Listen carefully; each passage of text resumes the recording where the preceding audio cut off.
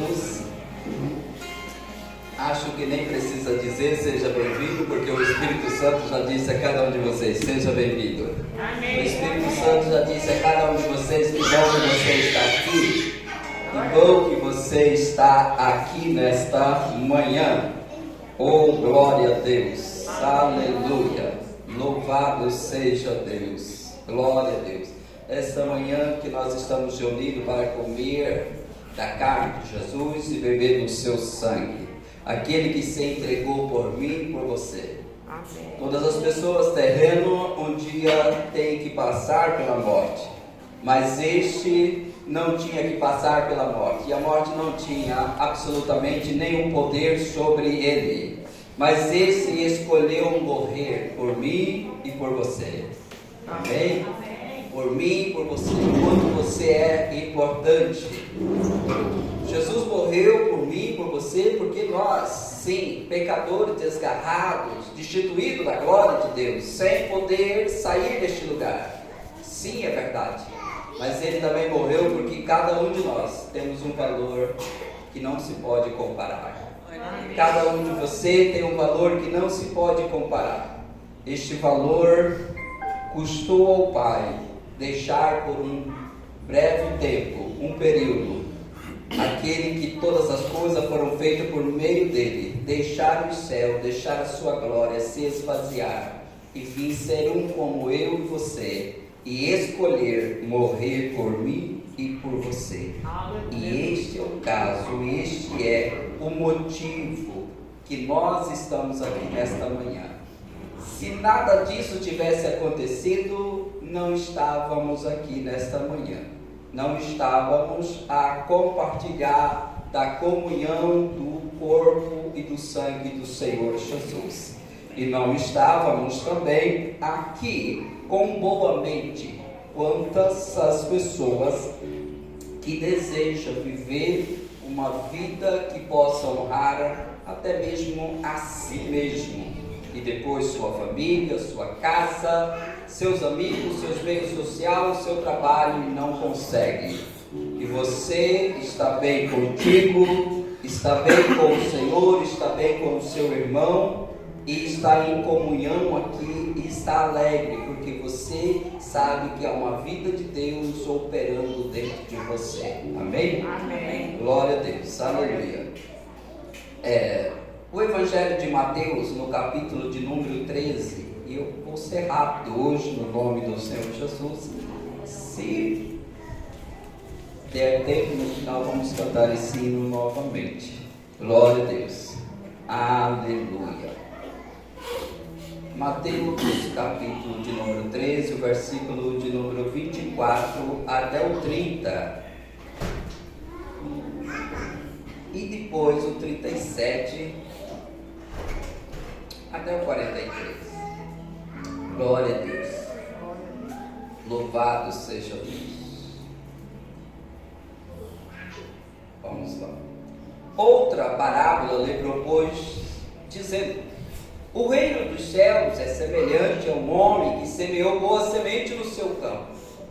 Mas enquanto os homens dormiam, veio o inimigo dele, semeou o joio no meio do trigo e retirou-se. E quando a erva cresceu e produziu fruto, apareceu também o joio. Então, vindo os servos do dono da casa, lhe disseram: Senhor, não semeaste boa semente no teu campo? De onde vem, pois, o joio? Ele, porém, respondeu: um inimigo fez isso. Mas os servos lhe perguntaram: queres que vamos e arranquemos o joio? Não, replicou ele, para que ao separar o joio, não arranqueis também com ele o trigo.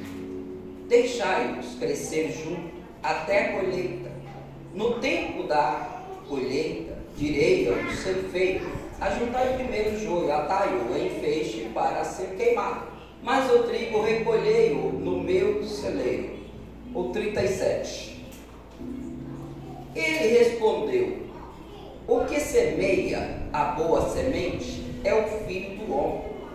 O campo é o mundo. A boa semente somos filhos do rei. O joio somos filhos do maligno. O inimigo que semeou é o diabo. A ceifa é a consumação do século. E os ceifeiros são os anjos. Pois assim como o joio é colhido e lançado ao fogo, assim será na consumação do século. Mandará o Filho do Homem os seus anjos, que ajuntarão no seu reino todos os escândalos e os que praticam a iniquidade, e os lançarão na fornalha acesa, e ali haverá choro e ranger de dente. Então os justos resplandecerão como o sol no reino de seu Pai. Quem tem ouvido para ouvir, ouça. Glória a Deus. Glória a Deus. Aleluia, louvado seja Deus. Mais uma parábola de Jesus, né? Verdade é que o capítulo de número 13 é um capítulo de parábolas, né? Há bastante parábolas. E o motivo, né, dessas parábolas, primeiro para se cumprir, né, as profecias que foram dito, abrirei a minha boca em parábola, para que eles não entendam. E o segundo motivo é que no capítulo 12 Jesus tem uma rejeição total. Jesus tem uma rejeição do seu povo Israel. O seu povo não recebeu, não aceitou. O capítulo 12 é um capítulo de rejeição. No capítulo 12, a sua casa, a sua família, o seu pai, as suas irmãs ou irmãos também não recebeu, negou ele. Também não creram nele, rejeitou, até achando que ele estava maluco, que ele estava doido. Os judeus, aqueles que eram os fariseus, também rejeitaram ele, rejeitaram o seu poder, rejeitaram os sinais que haviam feito, Jesus havia feito, chamando-o até de Beelzebul, príncipe dos demônios. Foi uma rejeição total. E então ele começa o capítulo 13, né? E ele fala da primeira parábola, que é a parábola do semeador, para ali tirar aquele foco e trazer, não só tirar o foco, mas também trazer uma direção para aquele momento, como uma direção para nós, igreja do Senhor. Como eu sempre disse, Jesus é tão maravilhoso que uma resposta que ele vai dar para alguém que está perguntando uma coisa trivial, alguma coisa que não tem conexão com o reino, o qual ele está a falar, e mesmo assim ele faz uma parábola, ele dá uma explicação, ele conta alguma coisa que é muito maravilhoso, que tem consequências eternas para nós e para todos aqueles que ouvem. Então ele fala sobre o semeador, ele fala que o semeador saiu a semear, e uma das sementes caiu à beira do caminho, outras caiu em pedras, pedregais, lugar de pouca terra, e outras caiu no meio dos espinhos, mas teve uma que caiu em boa terra, né? E a cada uma dessa, ela produziu algumas coisas, né? A semente nem chegou a nascer, o que caiu à beira do caminho, porque veio ali as aves do céu e a arrebatou, e ele explicou, as aves do céu aqui é o inimigo, quando alguém ouve, não entende, veio o inimigo. Então ele estava dizendo a essas pessoas, com essas palavras, que o que estava acontecendo era uma intervenção e uma ação do inimigo, de Satanás, que estava operando na dureza do coração daquelas pessoas para o cegar e para o rejeitar. Então todas as dificuldades que havia ali, o motivo era o inimigo, Satanás, que estava se opondo à sua pregação, Satanás que estava se opondo, agindo através da vida daquelas pessoas, de ponto que, de fato, que aquelas pessoas não crescem no Evangelho, não crescem no que ele estava falando. Então ele expressou dessa forma e deixou claro que a boa semente que ele estava lançando, uma vez achando um coração que o recebesse, que ouvisse, que guardasse, ela ia produzir, e ela tinha o seu fruto, produziria 100, produziria 70, produziria 30, cada um desses, por mais que pareça que os números de um e de outro são maiores, mas todos estavam produzindo na sua totalidade. Aquele que produziu 30 não produziu mais do que aquele que produziu 100, porque ele produziu dentro da sua capacidade. E não mais que isso, ele fala agora também da parábola do joio. Ele diz certo homem lançou semente, semeou semente. Ele diz: o reino dos céus, esse que eu estou falando, que vocês não estão crendo, ele é semelhante a um homem que lançou semente no seu campo.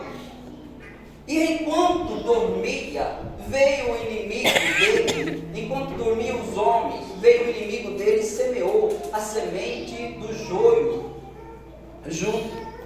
E quando cresceu e deu espiga, quando cresceu o trigo e deu espiga, aí então apareceu o joio. Aí então os serventes, os trabalhadores perceberam que algo não estava certo. E foi até o seu senhor e disse: o senhor não semeaste boa semente no seu campo? De onde vem o joio? E ele explica novamente: quem fez isso foi o inimigo. O inimigo semeou. Em outra tradução diz que o inimigo semeou e seguiu o seu caminho. Semear em outros lugares também. Amém?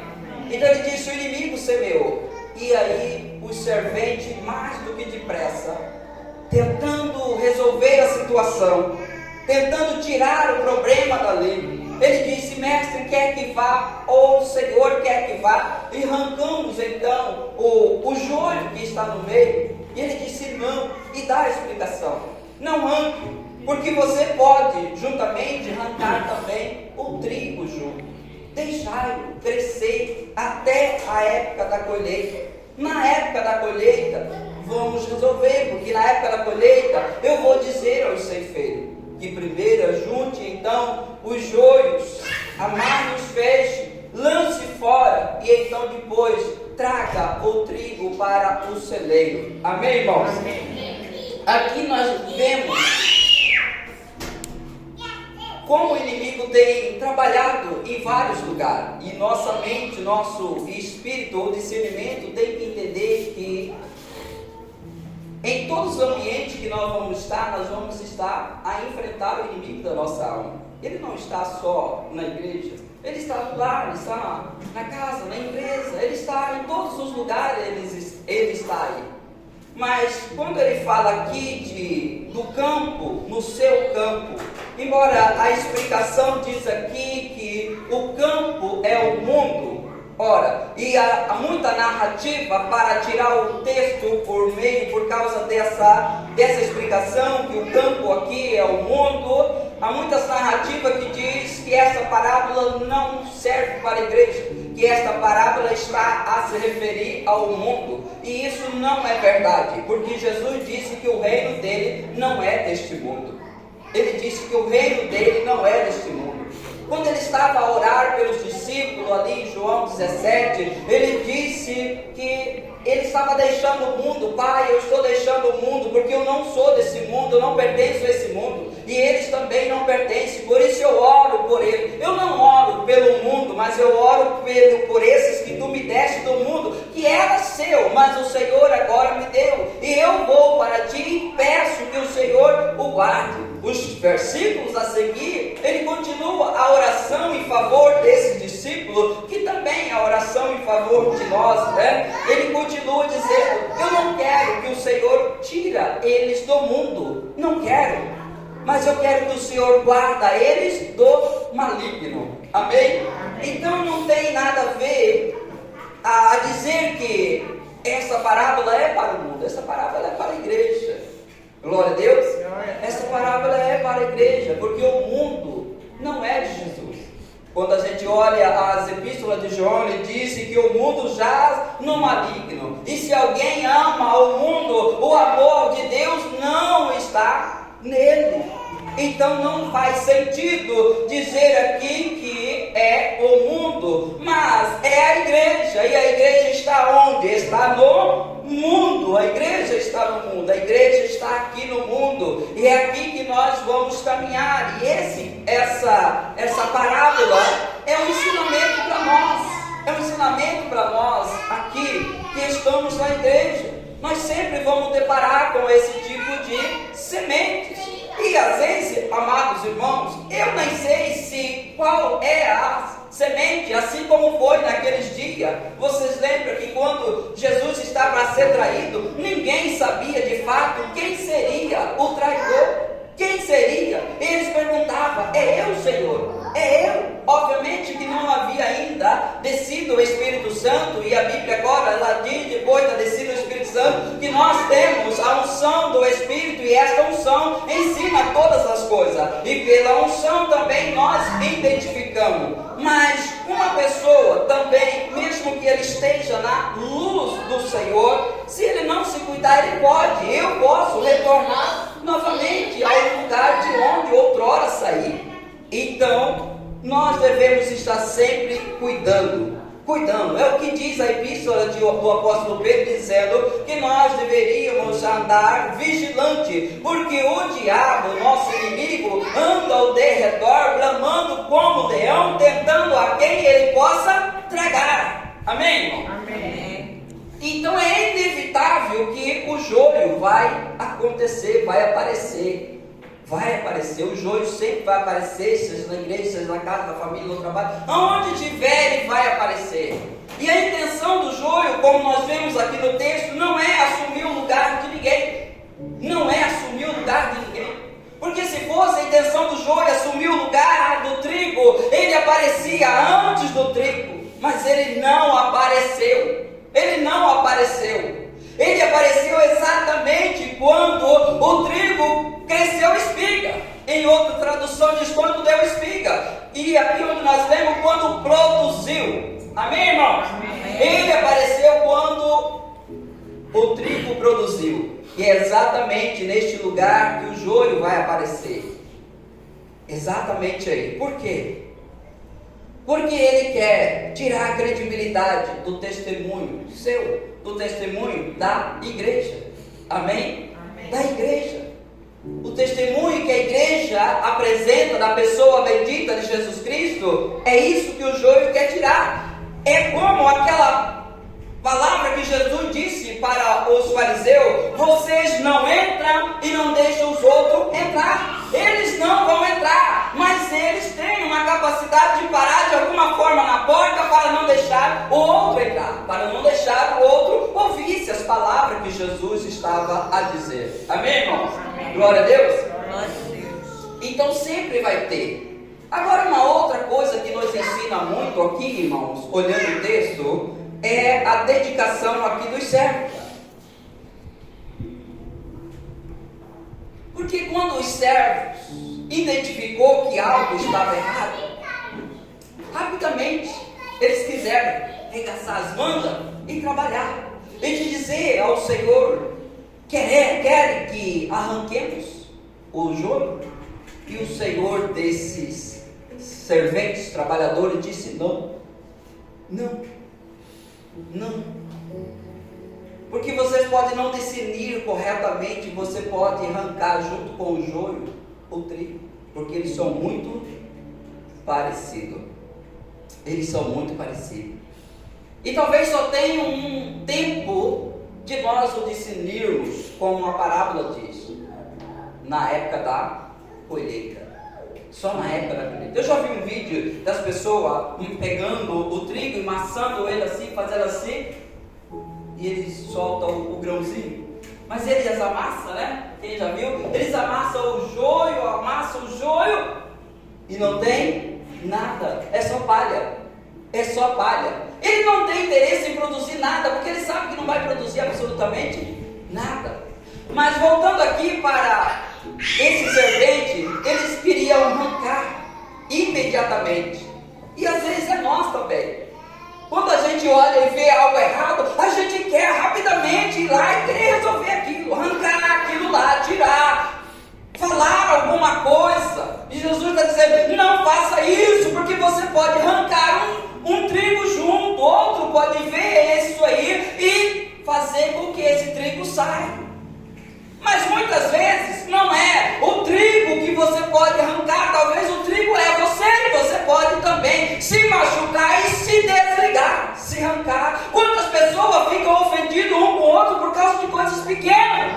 Quantas pessoas estavam trabalhando alinhado na obra do Senhor, porque entendeu que Jesus fez por ele e que Jesus é merecedor de todo o trabalho, e assim nós somos merecedores, porque vamos receber no final. Mas por uma coisa ou outra ele deixou, porque ele viu um problema e ele arrancou. E quando ele arrancou, talvez ele próprio acabou parando.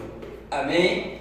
Acabou parando, acabou desistindo, acabou deixando, tirando a mão do arado, acabou por parar. Aqui Jesus deixa claro que nenhum de nós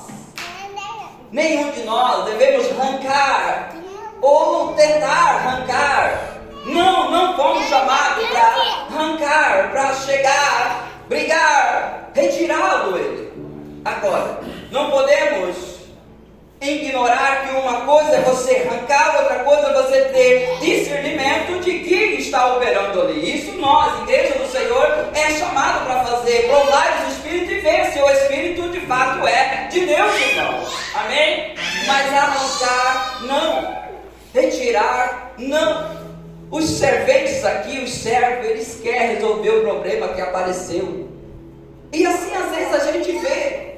De repente tem um problema, de repente eu estou vendo um problema e estou arrumando a forma certa de lidar com esse. De repente o outro vê e diz, não, tem que resolver agora. Talvez fique até ofendido com isso. E tem que esperar o tempo certo. Amém? A verdade é que todas as pessoas, o Senhor Jesus quer curar. Porque Ele morreu para isso. Não tinha sentido nenhum. Nós estamos na casa do Senhor. E aí tem vaso de todo tipo. Não vou nem falar de vaso de desonra. Não, vamos falar de vaso de honra. Mas de alguma forma tem alguma coisa acontecendo. Não tinha sentido nenhum o Senhor Jesus morrer por essa pessoa. E aí, qualquer momento que ela erra, Ele o apagar. Ou nós o apagar aquela pessoa. Não tem sentido nenhum. Ele morreu, foi por cada um de nós. Amém, irmãos? E isso serve para mim, serve para nós, igreja do Senhor. Nós estamos aqui e nós é que devemos entender como devemos andar na presença do Senhor, como devemos servi-lo a Deus, porque todas as vezes que nós estamos de alguma forma errada, a palavra está falando, mas de repente eu não ouço isso, eu penso, Deus tem que descer e falar, Luciano, você está errado. E às vezes não vai ser assim. E eu vou ter que tomar a minha decisão de perceber, de chegar em mim, fazer autoexame, dizer o que eu estou fazendo, como eu estou servindo, está legal. Porque senão eu ouço e não tenho um discernimento disso. E quando então que você, no final, e no final não dá mais, na colheita não dá mais, na colheita não dá mais. Eu disse outro dia que, muitas pessoas do mundo, eles acham que uma pessoa, quando morre, é que tem a salvação. Não é, a morte não dá salvação. A salvação, a única morte que dá salvação é Jesus, é a morte de Jesus. Quando nós morremos, nós passamos desta vida a estar com o Senhor. A salvação é aqui, é agora. A morte não traz salvação para nós. Então é hoje, é agora que nós, igreja do Senhor, que eu devo saber como estou vivendo. E quando eu vejo que tem essas questões, eu vou ter que resolver eu e o Senhor. E aí eu fico a pensar, e às vezes eu parei com isso, como eu resolvo isso, Senhor, quando eu estou ofendido? E aí o Senhor, à noite, não dentro dessa semana, trouxe no meu espírito, Ele é o exemplo, Ele é o grande exemplo. É a Ele que a Bíblia diz que devemos olhar, o qual é autor e consumador. Mas o texto diz, aquele que sabia do que estava por vir, da alegria que estava proposta, suportou a afronta dos pecadores no seu tempo, não levando a ignomia do que falava, mas antes permaneceu da mesma forma, não mudou. Aí ele via no meu coração o que você faria ali quando você sabe que aquela pessoa vai te trair, o Judas vai trair na mesa. O que ele fez? Ele fez fez algo maior ainda do que vinha fazendo em relação à ajuda. O texto diz que ele parte e dá um pedaço para ele, molha ali, e o outro diz aquele, a cultura da época diz, esse é a honra. Ele está honrando aquela pessoa. Ele diz, Jesus, estou muito longe. Ele sabia de todas as coisas. Antes disso ele dizia, eu escolhi 12, mas um de vós não é. Mas ele não mudou absolutamente nada. Ele não mudou nada. Ele não fez assim para ajuda. Ele não disse, me dá aqui ao fardo do dinheiro, dos dízimos, das ofertas, me dá aqui. Você não pode, Pedro é que vai. Ele não fez isso. Ele continuou acreditando, ele continuou honrando. Essa pessoa continuou operando maravilha, milagres. Quantos milagres Judas operou? Com certeza, como os demais. Não tinha pessoa infrutífera. Por isso o seu mestre estava ali, a palavra encarnada estava ali. Jesus não fez nada, não mudou absolutamente nada. E ele é o meu exemplo, ele é seu exemplo. Quando você puxa, como eu disse, que pode ser você, o trigo que está a se desligar, desliga por causa disso. Porque a gente muda no trato, porque a gente muda na afeição, porque a gente muda naquilo que nós estávamos fazendo. Estávamos servindo com alegria, mas agora por causa disso, daquilo, eu não sirvo mais com alegria. E eu devo olhar para Jesus. Ele não mudou. O propósito que ele veio, ele sabia desde o princípio, que ele veio para se entregar, morrer. E ele foi e consumou aquilo que ele veio a fazer. Amém. A circunstância não mudou em absolutamente nada.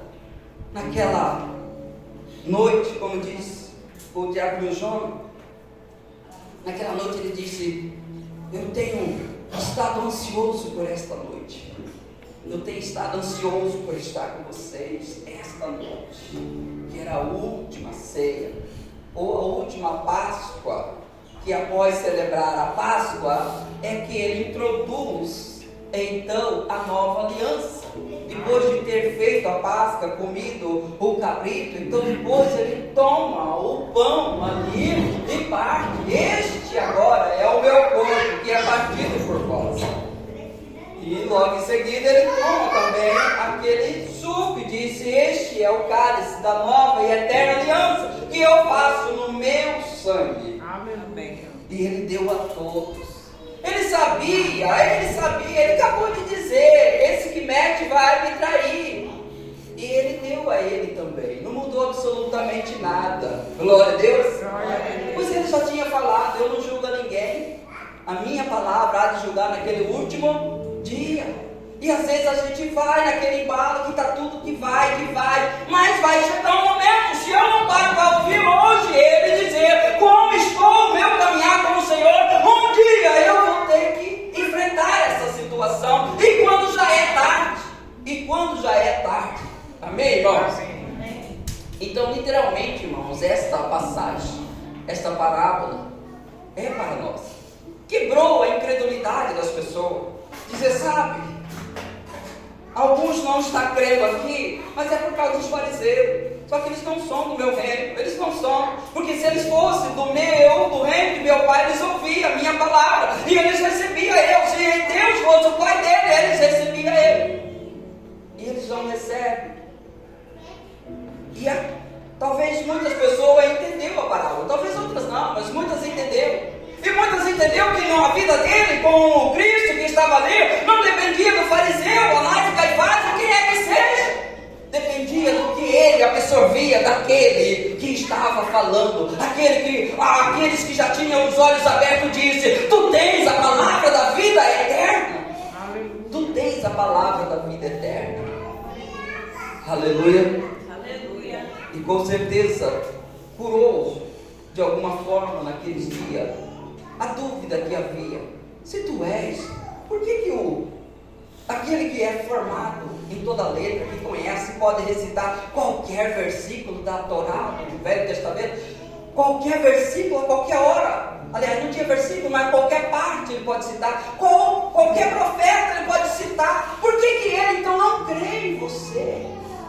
E eles mesmos, os fariseus, no capítulo 12, eles pedem sinais. Todos fizeram sinais. Que sinal o Senhor vai fazer para nós, para crer no Senhor? Amém? Amém. Então, houve uma rejeição, mas Jesus traz essas parábolas e diz que existem coisas individuais, como a primeira parábola, de semear a semente, cada um caiu determinado, porque cada solo, ele explicou, cada solo é um coração. Cada solo é um coração. Aqui ele fala do conjunto, aqui ele fala do um todo, aonde estamos inseridos, seja na igreja, seja na empresa, seja em casa, seja onde estiver. Devemos entender que sempre vamos ter esses detalhes e que é o inimigo. E que dera que os meus olhos se abrissem tanto quando eu estivesse em casa, onde eu tivesse esse problema, eu dizer, é o inimigo e não é aquela pessoa. Só o Espírito Santo que pode abrir os nossos olhos assim, para ver, enxergar com que estamos a lutar e a lidar. Amém, irmãos? Amém. Eu sei que talvez essa mensagem é uma mensagem não interessante para o dia de ceia, mas essa mensagem, ela trouxe uma cura no meu coração nessa semana. Ela trouxe uma cura no meu coração esta semana. E eu e você vivemos tanto dilema, não é? Tanto dilema de relacionamento, tanto dilema onde nós estamos. E como é que nós vamos fazer? O que vamos fazer? Arrancar. O outro, ou você mesmo, se arrancar deste lugar.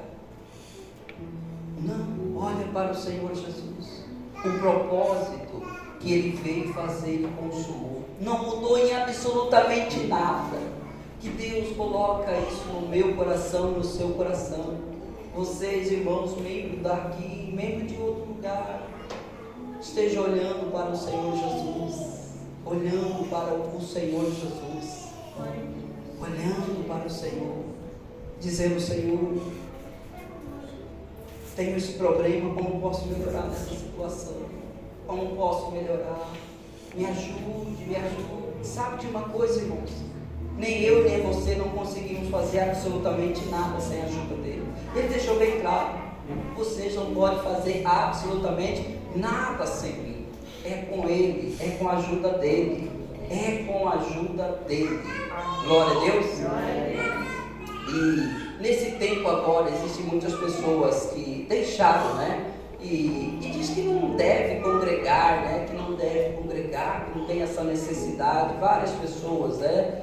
E eu estava analisando e pensando, e veio na minha mente sobre a medicina, né? A medicina, ela fez algo maravilhoso e através dela é que grandes especialistas chegam à conclusão crucial de vida ou de morte, mas ajuda muitas pessoas. Mas e aí se a pessoa dissesse assim, eu creio na medicina, mas eu não creio nos médicos, nos enfermeiros, nos técnicos. Ora, a medicina não pode fazer absolutamente nada para ele se ele não tiver a ajuda daquelas pessoas, né? Nós estamos vivendo um tempo em que as pessoas que afasta de Cristo em vários lugares, que ele diz que não precisa da igreja. Como ele não vai precisar da igreja? Como Deus vai fazer algo por ele que não seja através da mão de um de vocês que está aqui? Como Deus vai chegar até ele se não for pelos lábios de um de vocês? Como Deus vai chegar até ele? Como Deus vai falar ao coração dele se não for através de um dos membros, de um membro do corpo do Senhor Jesus? Amém? Então nós precisamos de um do outro. Você precisa de uma pessoa, eu preciso de outra pessoa. Nós precisamos um do outro. E estar na mesa é o lugar onde une todos. Aquele que deve, aquele que não deve, tudo se une aqui, como Jesus fez. Todos os 12 se uniram ali. E nós devemos entender que este lugar é o lugar da restauração. É um lugar que nós possamos olhar para o Senhor Jesus. É um lugar que nós possamos olhar para Ele, para a obra que Ele fez por mim e por você. Como eu disse no começo, todos nós, todos os homens morrem, mas Jesus escolheu morrer por mim e por você. Por mim e por você. Existe um filme aí que, obviamente, que eu não assisti, eu vi o Luciano Subirá falando, né? Sobre esse filme. Sempre tem uma frase que diz: viva de forma que faz valer a pena, né? O esforço que outra pessoa fez por aquela pessoa, né? E aí a frase, né? Viva de forma que faça valer a pena o esforço do outro, né? Então nós, cristãos, vivamos também para o Senhor Jesus de forma que faça valer a obra que Ele fez por mim e por você. Amém? Não que Ele morreu lá dizendo: eu sei que fulano vai vir. Ele não morreu com esse pensamento. Ele se entregou e pronto. Ele amou, uma decisão, o amor eterno, amou de tal forma, se entregou. Se eu ia ou não, obviamente pela onisciência, onipotência, onipresente dele, Ele sabia que nós estaríamos, sabe todas as coisas, mas não foi esse o intento dele, se ia dar certo, se não. Ele fez a obra, e assim eu e você devemos continuar a fazer a obra do Senhor. Devemos estar olhando para nós, devemos estar analisando como nós estamos vivendo diante do Senhor Jesus, e não se escandalizar com coisa alguma que acontece aqui ou acolá,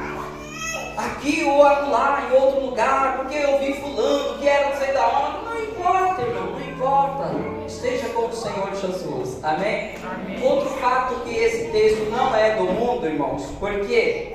Porque o mundo não traz escândalo para nenhum crente. Não é verdade? Se você está lá e um descrente fala: você é um crentinho assim ou acolá, você diz: não tem Deus, não tem Jesus, não tem o Espírito, não entendeu nada. Ele não te traz escândalo algum. Amém? Então, por isso, mais que provável que esse texto é para nós, igreja do Senhor Jesus. Glória a Deus. Agora, o mais importante, irmão, é que esse trigo, você viu? Esse trigo, ele vai ser colhido e vai ser levado para o celeiro real. Amém?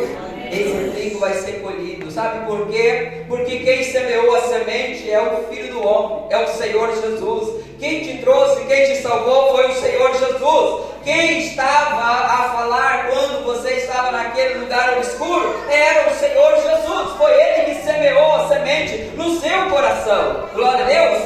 E é isso, até hoje, como na carta de Paulo, né?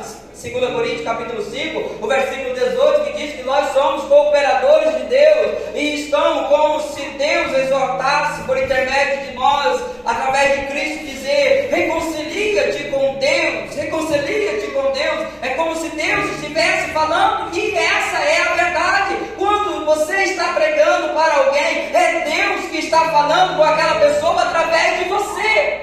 Glória a Deus.